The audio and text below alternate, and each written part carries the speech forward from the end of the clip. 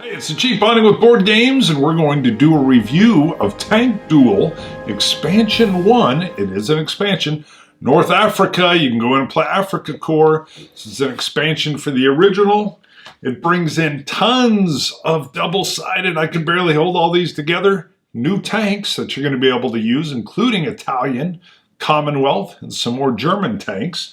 We'll also go in and talk about the new cards that allow you to play with effects like heat, devastating heat, dust, your tank's creating dust, some new infantry rules that we'll kind of breeze past, and we'll talk about how these cards fit in with these cards. Let's go in and take a look. All right, we're over top of the new Tank Duel Expansion number 1, North Africa. So Africa Corps, do not forget, you still have to have the enemy in the Crosshairs base game in order to play this expansion. Let me rotate down over the boards real quick, and I'll go into a little bit more detail. So I've got an Italian tank, the M13, and I've got a M4A2 Commonwealth Sherman III. I'm not going to go into full gameplay here. I did that with the original game, and I'll put a link to that in the description. Really one of the most interesting things about this tactical tank game, and that is the distance between you and your opponent, which you'll measure by this chart here. So you could be 1,000 meters away, and this tank, this Italian tank, could also be 1,000 meters away. But you're saying, well, how do you tell this in this general space and time? Well, it's the area right here, this little strip. Now, normally this board would be across the table, or you would, whatever. But you're fighting over this mythical no man's land that's actually in between your tank boards. That is 0. That is where you're right on top of each other. So that part's definitely abstracted here, but as long as you recognize that if you choose to use cards, and we'll get to the cards in a second to move forward, what you're doing is closing that mythical no man's space between the 2 tanks or the 4 tanks or whatever you're going to play it with. The expansion brings in, of course, desert terrain, which you would expect being in North Africa. With that is weather, which is actually some intense heat. It was very hard on the crews. That'll be modeled in here. Dust, heat haze, so those rippling, oh, is that an oasis ahead? Nope, that's just the heat. Dust that is brought up when tanks move is covered. Night combat. Minefields, again, have a little bit more going on here. And recon tanks that are out reconning that can find out where those minefields are. And very cool, the Grant. The M3, I think, M3 Grant had multiple turrets. So that had to be modeled here as well. You had your bigger, I think, 75 cannon that couldn't traverse as much. And then, what was it, a 35 millimeter gun that was actually in a turret? All right, I'm zoomed in on this Commonwealth Sherman tank. Just because I wanted to reference a couple things. So, because we now have the Commonwealth, before it was Germany and Russia in the base game, you will have crew icons that will be that you'll have for the Commonwealth. You'll also have this for the Italian army. So that's something else that's added here. So in Tank Duel, you need a deck of 100 cards. So here's a deck of 100 cards. And in this deck, you'll be looking around when you draw cards at different parts of the card to tell you different things. But I've pulled out card 65. So all 3 of these are card 65. They're all the same card with differences on them. So 65 has a hill crest, a scrub, and a building. So a scenario will tell you, use open desert cards. So if that was the case, I would go find all my multiples of the same numbered card. In this case, open desert would be the scrub for 65, and for 89, it would be the dune. I would not use these other cards. These alternates are another card that you could just put in to change things up. So a building or a scrub, but these give you options to change this larger 100 card deck. If it says that the scenario has rough desert, then I would select these cards. And again, you can always come in and use your alternates. But you'll notice on the cards that nothing's really, well, the text obviously has changed, or some of the cover has changed, but the card number is the same, and the number has a lot to do with whether or not you hit or penetrate. The same numbers down here, shown all down in this area and up in this area. The same little buttons are all the same coming across. So those functions of the card have not changed regardless of which one you're using. So you'll be building your deck if you're playing your battle card deck with the appropriate cards for the North African expansion. And you can see, so from the base game, I have card 75, City Rubble. And from the North African expansion, it's a Depression. So this card would come out and you would be replacing that card in the main deck. And for those that maybe haven't played the base game, as you work through a deck, a scenario can tell you, or it's based also on how many people are playing, but you may go through a deck, or it'll tell you you'll go through a deck 3 times. And there'll be a shuffle card that'll be placed randomly somewhere in the last half of a deck. And so you don't know when you're going to hit that, but when you do, boom, it'll shuffle up this deck, and now you're into your second one. And then let's say it's a 3-deck game. In that 3rd deck, you will have an in-game card that will get randomly placed and then shuffled anywhere in here. So you'll never know when that game is going to end. How much different are the backs? Because they can't always get the color dyes the same.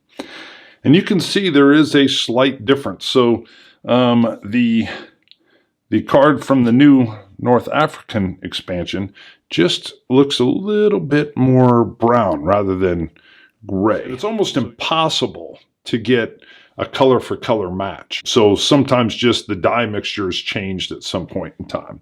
So I don't think that's a big deal, but I wanted to show it here just because I knew somebody would probably be curious or asking. All right, I'm going to go through the vehicles that are available here. Now, you've already seen the partner of this, so there's an identical card to this one that I showed that had the crew on it. And you can see the flip side is a Valentine Mk II. So another M4A2 Sherman III, a little bit different color scheme. And then you can see the cruiser. So you can see the same Sherman, same cruiser. Here is our M3 Grant. So you can see we're dealing with the 2 different guns, both a 37 and a 75 millimeter.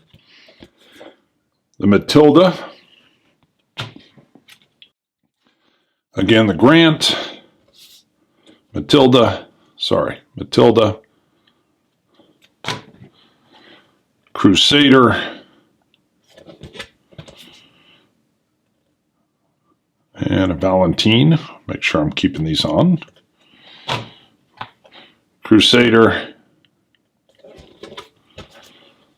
Valentine. The Italian M13 by 40. And then the Panzer IV.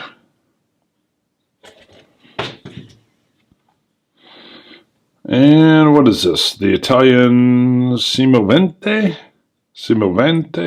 I'm sure I'm saying it wrong. Panzer Mark IV E. Same.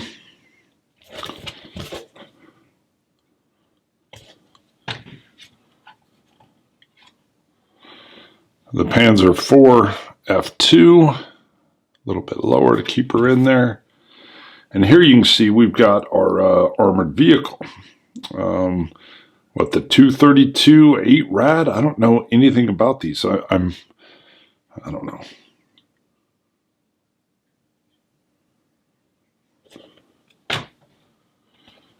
Again, the F2. And here we've got the Marder II. So you can see open top vehicle. Panzer III H, and again the Marder II, Panzer III H, and the 8 Rad. The one that I have the crew on, so again the M13, but here the Panzer IV E, and again just showing that last card that I had the British crew on, or the Commonwealth crew, sorry. And again you can see the Valentines on the other side. So some scenarios will have parts of the battlefield that were previously mined. So if an opponent has that ability, they can put a question mark mine token in front of my tank board, and they will have picked a predetermined range for my range track. So it could be at 800 or 600 meters, and it'll sit there, and it's something that obviously I've got to have in my mind. I've got some intel there's a minefield, but I don't know where, hence recon. All right, I'm going to show each of the AT guns by nationality, and I'll also show the infantry anti-tank ability with both the British Piat, I think I'm saying it right, the Panzerfaust, and the Russian anti-tank rifle. But there you can see the Commonwealth. We can see the Russian anti-tank guns included in this expansion. The German, and again, so you can see, I think I'm in tight enough that you can see the to hit. Let me show the infantry anti-tank weapons. So you can see a little bit different layout on this one, but you can also note that this is for a city fight. So if you're in the city, infantry anti-tank weapons are a lot more deadly. Let me flip these over. And so you can see the same weapons, but not within a city. Keep your tanks out of the cities. You also will get a lot of helper aid cards. So your Knight Rules reference, you'll have a double-sided card that will just help remind you of that. Sorry, I know it's all crooked. You'll have your North African, again it's spinning. You'll have your dust references there, and then your weather references on the other side. So there's 2 cards, so one for each if you're playing a 2-player game. But makes it awfully handy to just, boom, come in with these cards to kind of remind you maybe it's a particular scenario and how things are going to run a little bit different. But let's go out and I'll give final thoughts. All right, we're back. So the big hit parade here for me is all these new tanks, the ability to play in North Africa with Italian units and Commonwealth units, seeing that Sherman show up and that Grant with the dual guns and how they worked in the rules for that. Love it. Just for the extra tanks alone, it's fun. But of course, they've set the stage in here as well with the blowing sand and the fact that your tank brings up cover from just moving and creating the sand in the air, and it's harder to spot other tanks in the same area. So all that flavor's brought in. The ability to have a scenario or play a game at night and how the spotting rules have changed. Now again, before I go too much further, Tank Duel is tactical combat. So if you don't like tactical games in general, I'm not sure that tactical tank combat is going to win you over. I prefer tactical combat over big, grand strategic. I don't want to min-max fuel in my supply lines. I've played some and I love some games like that, but generally I want in your face, and here you're literally getting victory points by taking out tanks and killing crew. So it's in your tactical face that way. Also, no different from the base game. If you lose your tank or tanks, you're not out of the game. You're just part of a grander battle that's going on. Boom, you regenerate first-person shooter style into another tank with another crew. Now you've just given your opponents all kinds of victory points, but you're back in the game. So if you've never played the first version, this is not a standalone, which is what I'll cover next. But if you've never played the first version and you like tactical combat and you don't mind that there's a little bit of theater of the mind in terms of where is my tank at, how am I moving. It's abstracted brilliantly, brilliantly abstracted.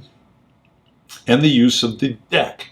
You've seen the same deck usage, similar deck usage, in Gunslinger from Avalon Hill, Title Bout, the way you're flipping the cards, and depending on what you're doing, or if a round has hit or a punch has landed, how much damage, what type of damage is it doing.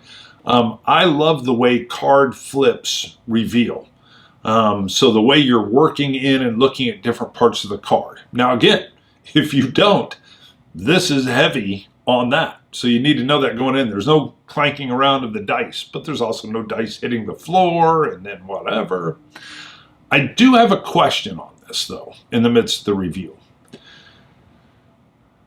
There's almost a full deck of the North African cards, but you still have to seed into the base game's deck to get that full 100 cards. I'm not privy to all the information or whatever, but I kind of felt like, would it have not worked to just have a full 100 card set? Obviously, you're still going to have your extras for open desert or rough desert or the alternate cards and all that kind of stuff. So I know it's going to be even more than 100 cards in this case. But that would allow this to be a standalone, maybe another entry point into the game for folks. Maybe someone doesn't want to play on the Russian front, which was the base game, but they're like, man, I've always loved Rommel and the Africa Corps. They could pick up just this, which you cannot do that. You need to have, this is an expansion. Now it tells you that, there's no trickery, but you must have the base game to play this one. And I mean, the rules would have had to have a little bit more in it. You don't, I mean, so I get it. I get it. And if I don't know, it just made me wonder, like, what if the base game goes out of print for a little bit and there's a slowdown in shipping? Hello. And all of a sudden, you've got plenty of Expansion 1 out there, but there's none of the base. I don't know. And maybe the GMT's brilliant. Maybe they've got all that handled. But I wanted to throw that out there because it kind of had me thinking when I got it. Could it have been a standalone? There's some extra added level of detail that you can use here, along with the added cards for like the anti-tank guns, which include the Russian anti-tank guns. So that's a nice tie-in back to the base version. So again, this is I mean, I knew it is a review copy, but I would have bought this myself because I love the theater of the mind playing that goes on with this system. So the fact how they overcame, what's his range to mine and how am I flanking and who can I see and who can I not?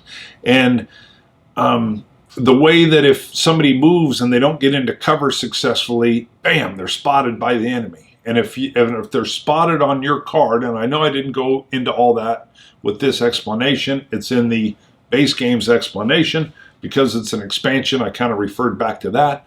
But I wanted to cover that abstractness is a high point for me in this game, because when I'm playing, I can suddenly, okay, so this guy was able to get, he was able to flank him, and now he's able to hit at his weaker sides. And the abstractness of us closing different distance towards that no man's land between us, and it feels as you move into that new range, and then how you're manipulating or working your deck depending on what you have in your hand, and having to make deeper tactical decisions within the hands that you've been dealt, within the cards, not the hands you've been dealt, but within the cards you've been dealt to your hand. So, if you like the original, I think you're going to love the expansion. It just brings you more set in the new locale. Not that they've shared anything with me, but by playing this, it definitely harkens to Battle of the Bulge. I could see suddenly we have king tigers involved. We have all kinds of weather effects that are now based on snow. We could have the effects of the cloud cover, so there's no air support coming in. They've already established with the new infantry rules that are in here and the AT guns, how those can come into effect. So it's possible I can see where this could go. Battle of the Bulge seems like a no-brainer. I would love to see what a Firefly does. That's it. Chief, bonding with board games.